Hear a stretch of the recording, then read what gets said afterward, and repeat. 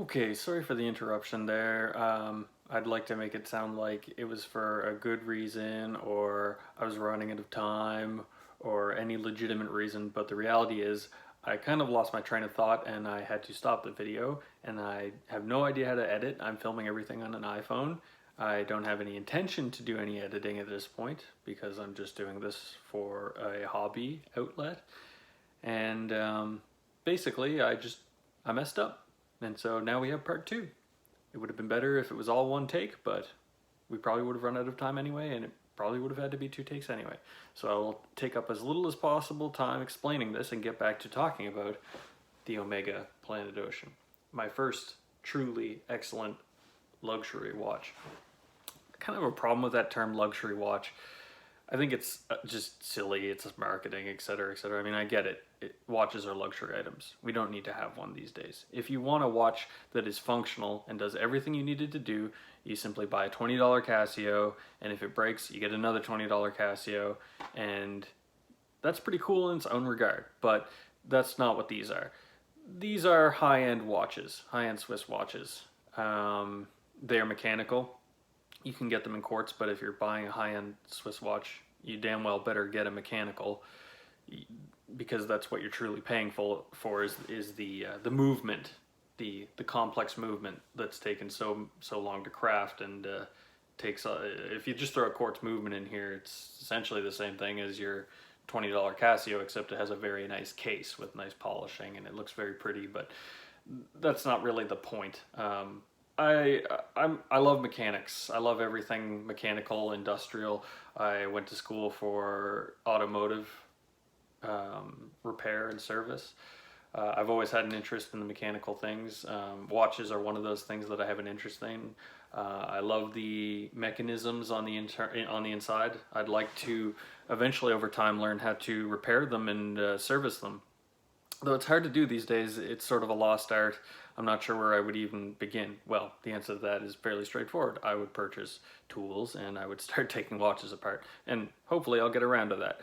I have a lot of hobbies and this is just one of them. But I really enjoy this watch. I've had it now for probably around 6 months. I wear it every single day. Well, not every single day because I have some other watches that we will talk about. But I wear it often. It's probably my most grabbed watch because it feels excellent on the wrist. I love the bracelet. It's durable enough for my work at the surplus store. And I already got it used, so if it gets a couple dings and scratches here and there, I don't need to worry about it that much. It keeps excellent time. It loses about 3 seconds a day, which is excellent for a mechanical watch. And it really just, it's a diver's watch, 600-meter divers. I'm never going to dive more than 10 meters. I really don't need to worry about that, but I still appreciate it just because it's cool. And that's fine. Sometimes we like things simply because they're cool. They just float our boat. You know, I find sometimes it's hard explaining why I like watches to people who have no interest in watches. Sometimes they kind of get it, you know. I can say, well, this is the watch that James Bond wore in Casino Royale. That's cool. They get that a little bit, but they don't necessarily get the intrinsic mechanical coolness of it like I do, or like a lot of people who collect watches. And that's what I've become a watch collector. So after I got this one, the next one that I set my eyes on was a Tudor, which is once upon a time was Rolex's subsidiary brand. It still is sort of, but now they're more of their own thing. They're doing their own thing. And I got really interested in the Black Bay, the standard model, not the 58, because I couldn't find a 58. The Black Bay 58 is a smaller version of the Black Bay, but it's been incredibly difficult to find. I couldn't even find one to try on. And when I went to my local authorized dealer, they had all sorts of standard 41 millimeter Black Bays, and I tried one on and it fit perfectly anyway. So I did end up getting a Tudor Black Bay. And that's sort of, I use that watch more for for dressy occasions. It's not, again, this is another luxury brand. Luxury is a bit of a silly, like I said, it's a silly term. I think it's just marketing. They're nice watches. They're expensive partially for the sake of being expensive and marketing, etc., etc. Doesn't stop me from liking it anymore. I like them because I like them. Not because they're expensive. it's just I enjoy them for their inherent mechanical qualities, their fit and finish, all things that I appreciate it, whether it's a vehicle, a watch, or a firearm. So I got the Tudor Black Bay, another excellent watch, and I wear it as my dress watch. I wear it on a Tudor NATO strap. I didn't get the bracelet with it. I ended up going on the leather. Wasn't a huge fan of the bracelet on the Tudor. Really subpar compared to the Omega bracelet. This is by far the most comfortable bracelet on any of my watches. And I have a few other ones, another couple Seikos. I had a bunch of entry level ones that I sold here and there. Got some cheap Casios to round out my collection. Right now, the real goal is, and it all comes around, to get a Rolex Submariner. It's a big investment. It's going to take. I've been saving up for it now for several months, and I'm going to continue to save. And I'm hoping to make it my goal to purchase a Rolex Submariner for my 30th birthday.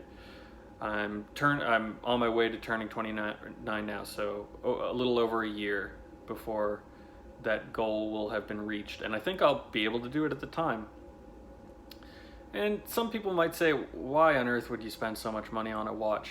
Well, it's just a hobby. You know, I don't make crazy money, but I don't have a lot of extra expenses. I don't go out drinking.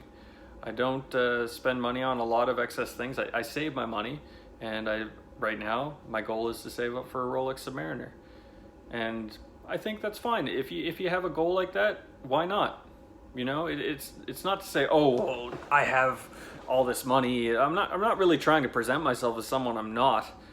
I just want it because it's a goal of it's a goal for myself.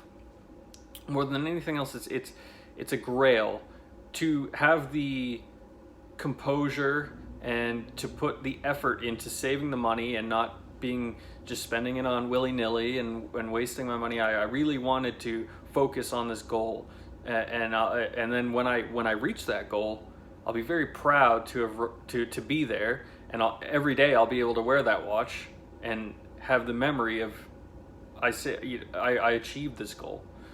And I think that's partially certainly for a lot of people. I think watch collecting, that's part of it, is getting to these milestones. They can represent a milestone, or they can be a milestone in of themselves. I think that's one of the interesting things about them.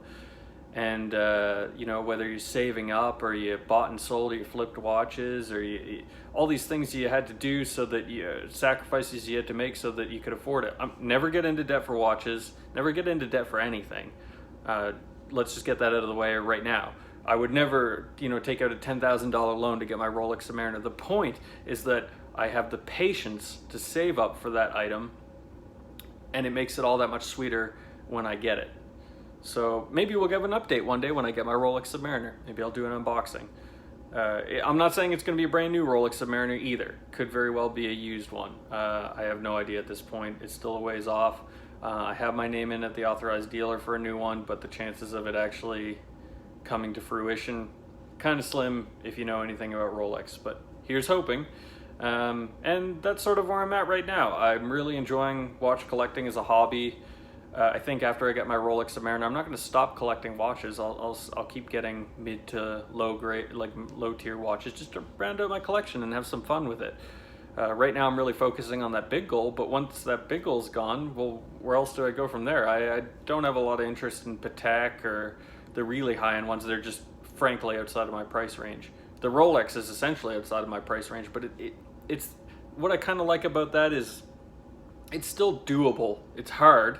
It's not easy to do, and it requires sacrifice and saving and making it a goal, but it's still doable by most average people to mark a milestone. So anyway, this has been my thoughts on watches, very abridged. We may talk about watches a lot more on this channel, or a little bit more, or not at all. Either way, thanks very much for listening.